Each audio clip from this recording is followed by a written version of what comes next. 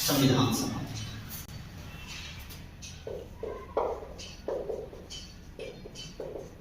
संविधान सभा और संविधान सभा का यह अगला पार्ट होगा। संविधान सभा का अगला पार्ट होगा। जैसे कि आप लोग जानते हैं कि भारतीय संविधान सभा का निर्माण कैबिनेट मिशन योजना के तहत हुआ। संविधान सभा का जो निर्माण हुआ था वह कैबिनेट मिशन योजना के तहत। अब एक चीज देखते हैं कि कैबिनेट मिशन के तहत संविधान सभा का निर्माण हुआ, तो संविधान सभा के निर्माण कैबिनेट मिशन के तहत होता है। और कैबिनेट मिशन प्लान कौन होता है, इसमें कौन कौन शामिल होते हैं, इस पर कर रहे हैं चर्चा। कैबिनेट मिशन के तहत होता है और कैबिनेट मिशन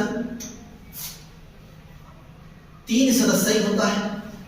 आप ये भी जानते हैं कैबिनेट मिशन 1946 में भारत आता है। कैबिनेट मिशन 1946 में भारत आता है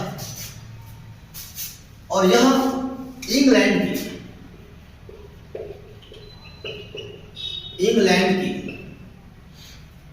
कैबिनेट स्तर के कैबिनेट मंत्री होते हैं। यह इंग्लैंड की सरकार में कैबिनेट मंत्री होते हैं। इंग्लैंड के सरकार में कैबिनेट मंत्री होते हैं। देखते हैं कि इसके अध्यक्ष कौन होता है। तो यह 3 सदस्यीय में पहला सदस्य सर पैट्रिक लॉरेंस, अगला सदस्य एबी अलेक्जेंडर,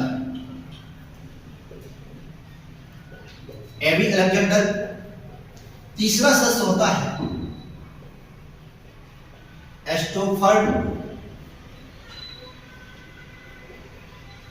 क्रिप्स।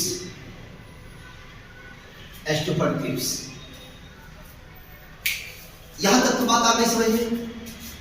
और तीसरे सदस्य के पश्चात यह समिति जो है, यह कमेटी जो है, यह सुझाव क्या देती है कि प्रत्येक 10 लाख की आबादी पर देखते हैं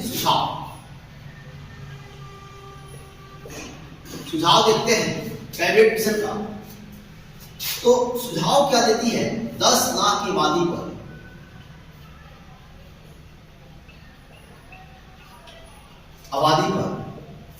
एक प्रतिनिधि, 10 लाख की आबादी पर एक प्रतिनिधि। अब देखते हैं कि 10 लाख की आबादी पर एक प्रतिनिधि हो और देश की जनसंख्या 40 करोड़। करके देख लेते हैं 389 भागे 40 करेंगे, कंफर्म हो जाएगा। 40 करोड़ लगभग होती है देश की जनसंख्या, 40 करोड़ होती है।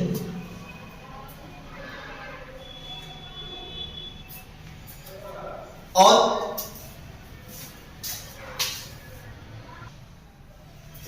देखते हैं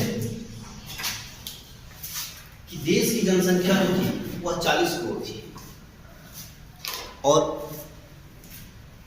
10 लाख की आबादी पर एक प्रतिनिधि का चुनाव करना था। प्रांतीय विधानसभा सदस्यों द्वारा अगला सुझाव था प्रांतीय विधानसभा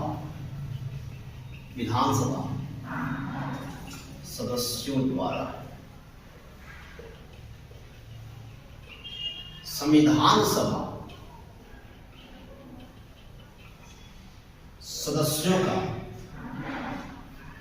सदस्यों का चुनाव किया जाता था।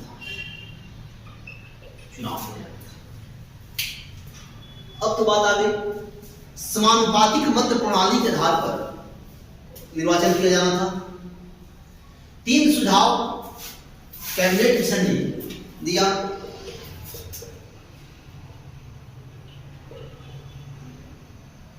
समानुपातिक मत प्रणाली के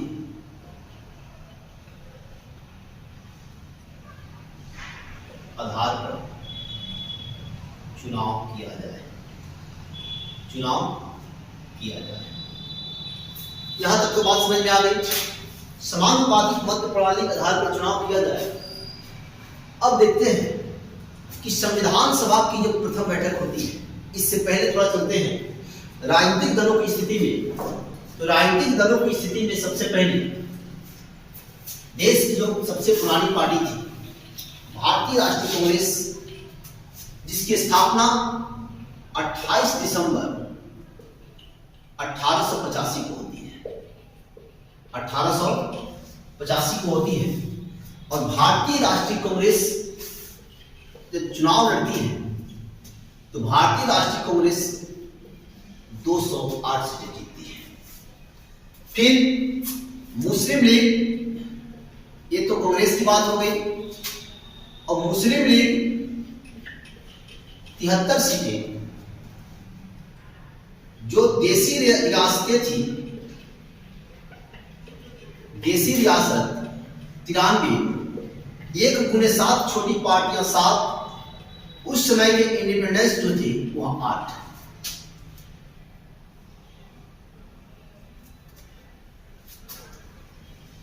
और यह टोटल 389 सदस्य जो थे वह संविधान सभा में थे। लेकिन एक चीज निकल कर आती है कि संविधान सभा में टोटल सदस्यों की संख्या जब 389 थी, 389 थी, तो संविधान सभा की प्रथम बैठक, संविधान सभा की प्रथम बैठक 9 दिसंबर 1946। इसमें मात्र 207 सदस्यों ने ही भाग लिया था। एक क्वेश्चन निकल कर आता है कि संविधान सभा की प्रथम बैठक की अध्यक्षता किसने किया था? आप यह जान लें कि संविधान सभा की प्रथम बैठक की अध्यक्षता डॉक्टर सच्चिदानंद सिन्हा अस्थायी अध्यक्ष के रूप में, कारण कि वह संविधान सभा में सबसे वयोवृद्ध थे और वयोवृद्ध होने के कारण उन्हें यह अवसर प्राप्त हुआ था, डॉक्टर सच्चिदानंद सिन्हा। अब रही बात कि संविधान सभा की प्रथम बैठक में मात्र 207 सदस्यों ने भाग लिया, कारण संविधान सभा की प्रथम बैठक का मुस्लिम लीग ने विरोध किया था। हो गई बात। लेकिन मुस्लिम लीग ने विरोध किया था तो मुस्लिम लीग के यहां 73 सदस्य थे। तो अब करके देखते हैं,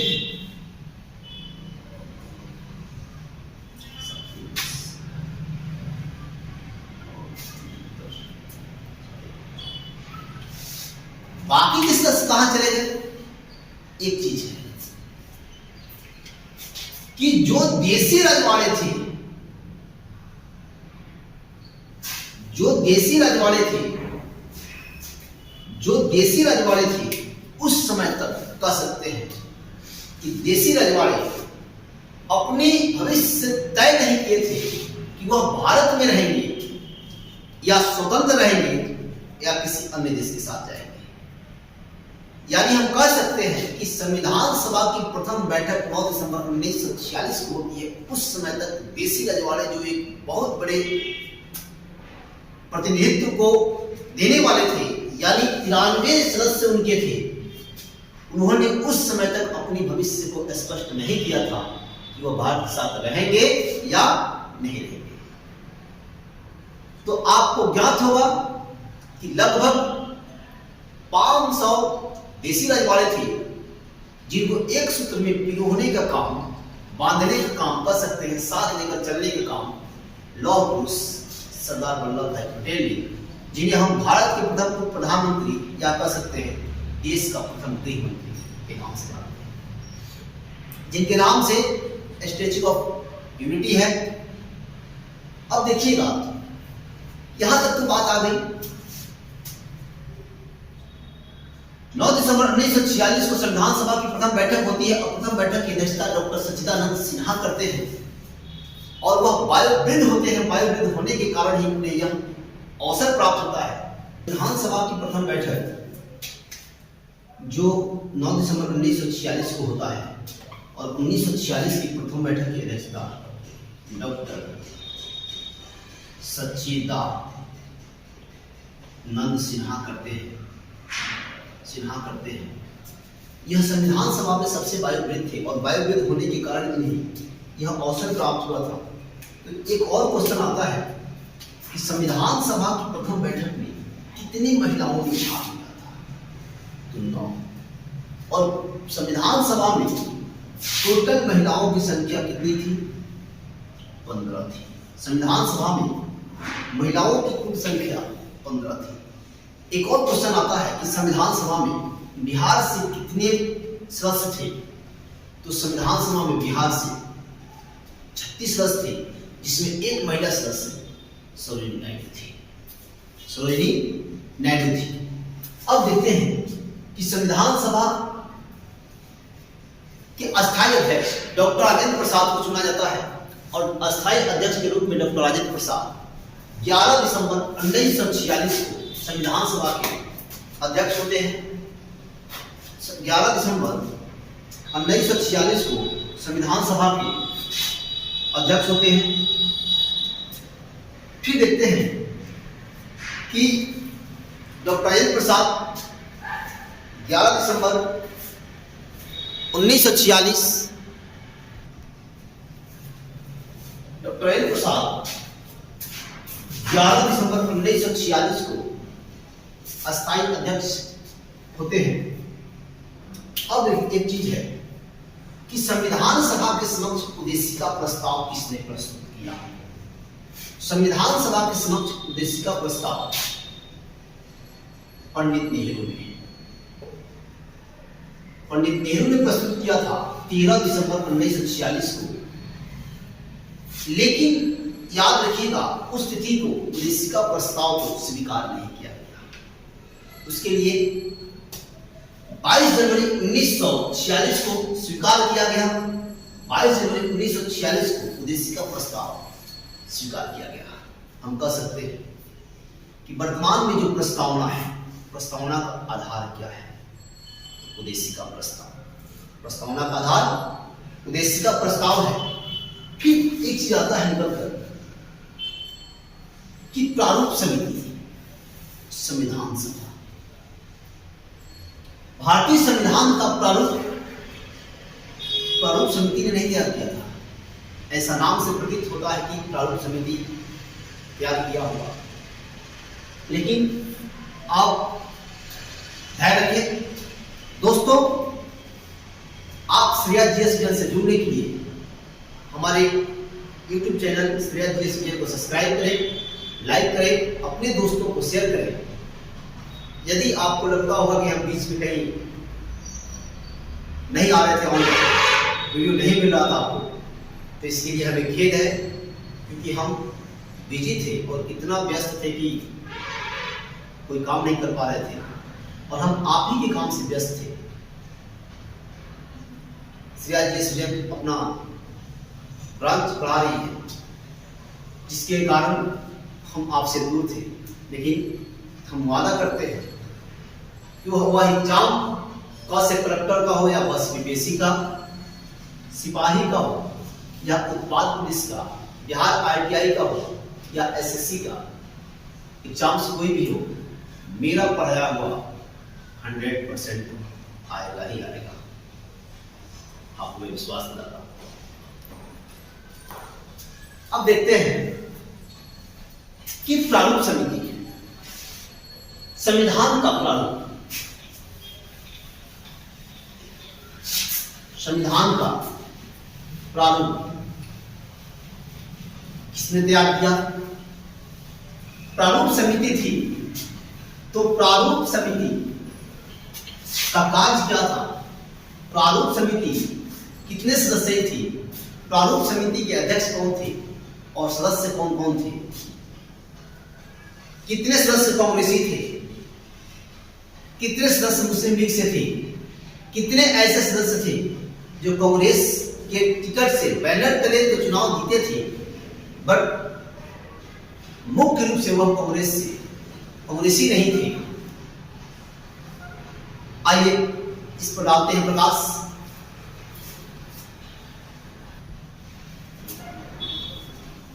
प्रारूप समिति देखते हैं।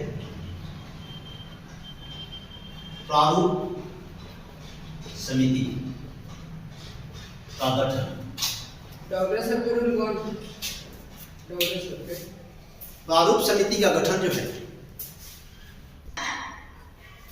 प्रारूप समिति का गठन 29 अगस्त, प्रारूप समिति का गठन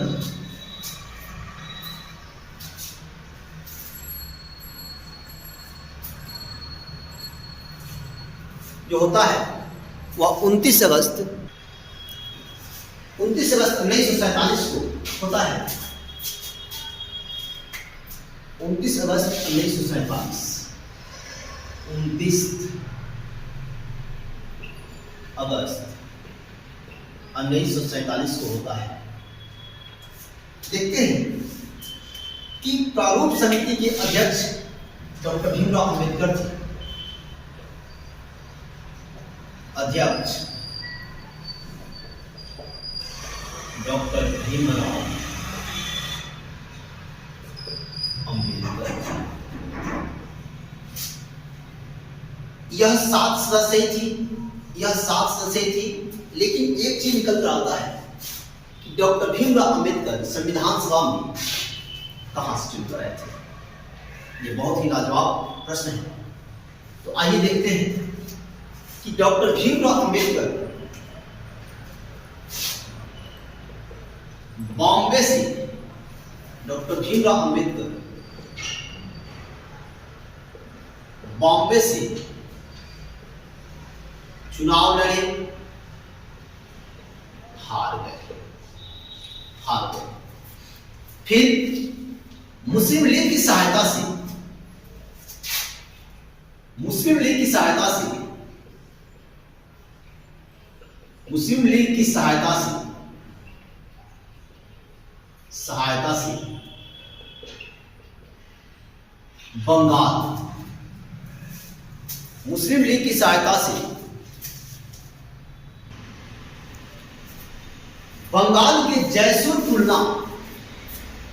बंगाल के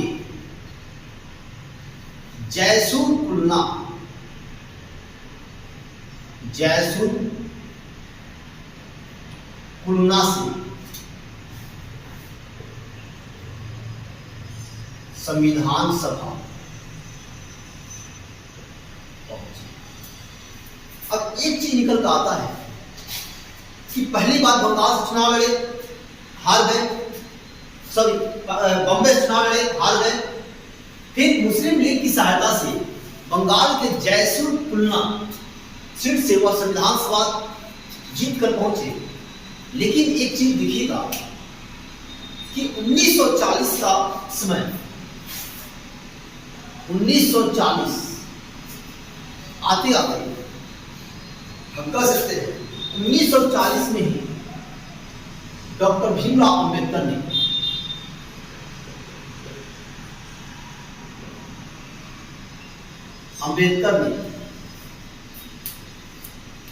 अपनी एक पुस्तक लिखी थी,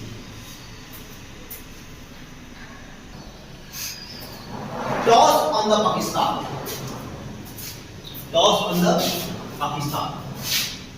एक पुस्तक लिखी थी, टॉस ऑन द पाकिस्तान। फिर इनका एक और पुस्तक है, हिंदू की पहेलियां।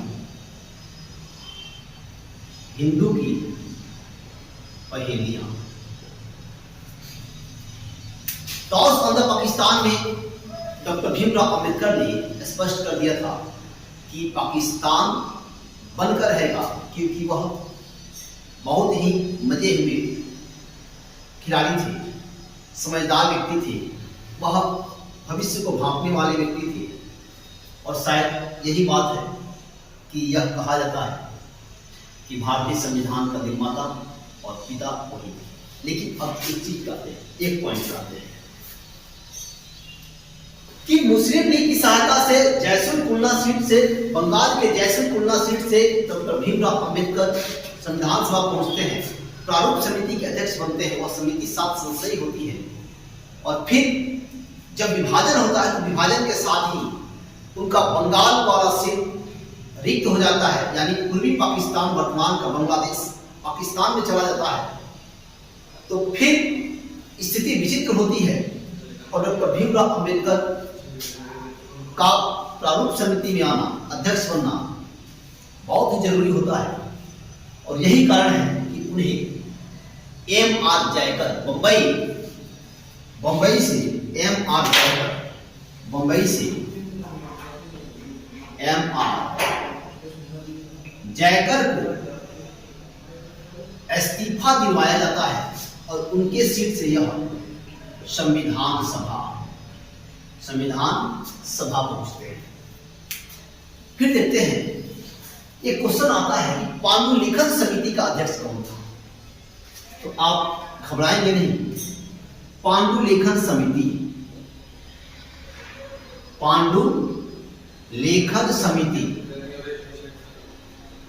का अध्यक्ष यदि पूछता है तो पांडुलिखन समिति का अध्यक्ष डॉक्टर भीमराव अंबेडकर थे, क्योंकि प्रारूप समिति को ही पांडुलिखन समिति कहा जाता है। एक और क्वेश्चन आता है कि भारतीय संविधान का प्रारूप किसने तैयार किया था? तो आप भटके नहीं, भारतीय संविधान का प्रारूप सर B.N. राव के द्वारा तैयार किया गया था। लेकिन अब यदि आपके मन में यह विचार आता हो कि फिर डॉक्टर भीमराव अंबेडकर, तो डॉक्टर भीमराव अंबेडकर प्रारूप समिति के अध्यक्ष थे, जो सर B.N. राव के द्वारा संविधान का प्रारूप ड्राफ्ट तैयार किया गया था। उस कच्चे प्रारूप को जांच करना और फिर संविधान सभा के समक्ष अपना रिपोर्ट प्रस्तुत करना, यह काम था डॉक्टर भीमराव अंबेडकर की प्रारूप समिति की सदस्यों का, वह अध्यक्ष का। अब रही बात कि डॉक्टर भीमराव अंबेडकर प्रारूप समिति में सर्वाधिक परिश्रम किए थे और सर्वाधिक परिश्रम करने के कारण ही इन्हें भारतीय संविधान का जनक पिता कहा जाता है। एक और चीज निकल कर आता है कि क्या B.N. राव भारतीय संविधान सभा के सदस्य थे? नहीं, सर B.N. राव भारतीय संविधान सभा के सदस्य नहीं थे, कारण वह ICS अधिकारी थे जिनको ज्ञान काफी था और भारत के संविधान निर्माण के साथ साथ वह बर्मा के संविधान निर्माण में भी अपना बहुमूल्य समय दिया था। Sir B.N. राव भारतीय संविधान सलाहकार थे, उन्होंने निःशुल्क भारत की सेवा की। अब आते हैं कि प्रारूप समिति में कौन कौन सदस्य थे।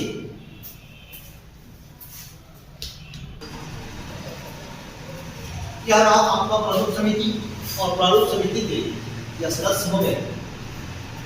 देखते हैं, डॉक्टर भीमराव अंबेडकर अध्यक्ष थे, गोपाल स्वामी अयंगर जो थे इसके सदस्य थे, अलादी कृष्णा स्वामी अय्यर जो थे सदस्य थे, मोहम्मद सदाबुल्लाह यह मुस्लिम लीग से थे, मुस्लिम लीग के सदस्य थे। K.M. मुंशी जो थे यह मूल रूप से कांग्रेसी थे। अब आपके मन में यह विचार आएगा कि आखिर मूल रूप की बात क्यों आई है, तो मैं यहां करूंगा आपको डिफाइन। K.T. कृष्णाचार्य यह डीपी खेतान के निधन के पश्चात, यह डीपी खेतान के निधन के पश्चात K.T. कृष्णाचार्य प्रारूप समिति के सदस्य बनाए गए और अगला जो 7वां सदस्य थे वह माधवराव थे। एक चीज देखते हैं कि एक क्वेश्चन था कि निम्नलिखित में से कौन कांग्रेसी सदस्य नहीं थे। मूल रूप से कांग्रेसी सदस्य थे, ये भी हो सकता है, नहीं थे, ये भी हो सकता है। देखिएगा, कुछ ऐसे सदस्य थे, जैसे 30 ऐसे सदस्य थे भारतीय राष्ट्रीय कांग्रेस के, जो कांग्रेस के बैनर तले चुनाव तो जीते थे, पर कांग्रेस से ताल्लुक रखते उतना नहीं रखते थे, मूल रूप से कांग्रेसी नहीं थे। लेकिन के मुंशी इसमें जो है वह मूल रूप से कांग्रेसी थे। और वह 30 सदस्य कौन थे? कोई उद्योगपति था, कोई समाज सुधारक था। भारतीय राष्ट्रीय कांग्रेस ने विभिन्न क्षेत्रों से लोगों को, विभिन्न जात समुदाय से लेकर के अपनी पार्टी में अपने बैनर तले चुनाव जिताया था, टिकट दिया था, जिसमें एक के मुंशी जो है यह मूल रूप से कांग्रेसी थे। बाकी एक आपको मोहम्मद सदादुल्लाह मुस्लिम लीग के सदस्य। ये भी क्वेश्चन हो सकता है कि प्रारूप समिति में मुस्लिम लीग के सदस्य का क्या नाम था, ये तो देखते ही पता चलता है। दूसरा चीज, निम्नलिखित में से प्रारूप समिति में कौन ऐसे सदस्य थे जो कांग्रेसी नहीं थे? देख सकते हैं, माधवराव, टीटी, कृष्णाचार्य, राधी कृष्णा, स्वामी अयंगर, गोपालारामा स्वामी अयंगर, डॉक्टर भीमराव अंबेडकर, ये सारे लोग मूल रूप से कांग्रेसी नहीं थे, जबकि के एम मुंशी मूल रूप से कांग्रेसी थे। अब देखते हैं कि प्रारूप समिति हो गई। प्रारूप समिति 7 सदस्य थी। इसके अध्यक्ष डॉक्टर भीमराव अंबेडकर थे, और डॉक्टर भीमराव अंबेडकर ने प्रारूप समिति में सर्वाधिक परिश्रम किया था, और यही कारण है कि डॉक्टर भीमराव अंबेडकर को भारतीय संविधान का जनक कहा जाता है। अब देखते हैं कि संविधान सभा में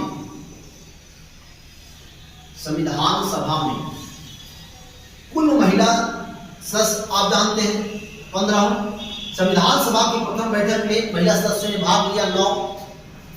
प्रथम बैठक में कुल सदस्यों ने भाग लिया 207। प्रथम बैठक का विरोध किया मुस्लिम लीग के सदस्य कितने थे? 73। देसी रियासतें 93।